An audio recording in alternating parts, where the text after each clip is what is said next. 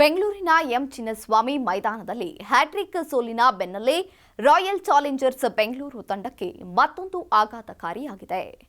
Points ಪಟ್ಟಿಯಲ್ಲಿ 3ನೇ ಸ್ಥಾನದಲ್ಲಿರುವಂತಹ RCB 4ನೇ ಸ್ಥಾನಕ್ಕೆ ಇದೀಗ ಕುಸಿದಿದೆ. ಬೆಂಗಳೂರು ವಿರುದ್ಧ ಗೆದ್ದ ಪಂಜಾಬ್ 2ನೇ ಸ್ಥಾನಕ್ಕೆ ಜಿಗಿದಿದೆ. ಈ ಮೊದಲು ಪಂಜಾಬ್ 4ನೇ ಸ್ಥಾನದಲ್ಲಿತ್ತು. ಒಟ್ಟು 7 ಪಂದ್ಯದಲ್ಲಿ ಆಡಿರುವಂತಹ ಪಂಜಾಬ್ 2ರಲ್ಲಿ ಸೋತು 5 ಮ್ಯಾಚ್ ಗೆದ್ದು ಅಂಕಪಟ್ಟಿಯಲ್ಲಿ 2ನೇ ಸ್ಥಾನವನ್ನ ಗಿಟ್ಟಿಸಿಕೊಂಡಿದೆ.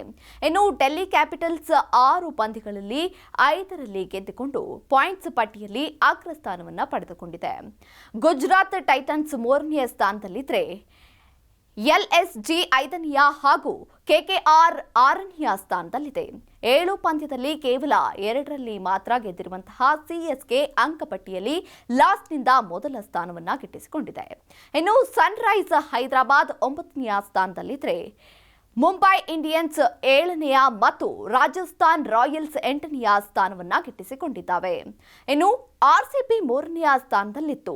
ನಿನ್ನೆ ಪಂದ್ಯದಲ್ಲಿ ಸೋತು ಇದೀಗ 4ನೇ ಸ್ಥಾನಕ್ಕೆ ಇಳಿದಿರೋದು ನಿಜಕ್ಕೂ ಆರ್ಸಿಬಿ ಅಭಿಮಾನಿಗಳಿಗೆ ಬೇಸರವನ್ನ ಉಂಟುಪಡಿಸಿದೆ.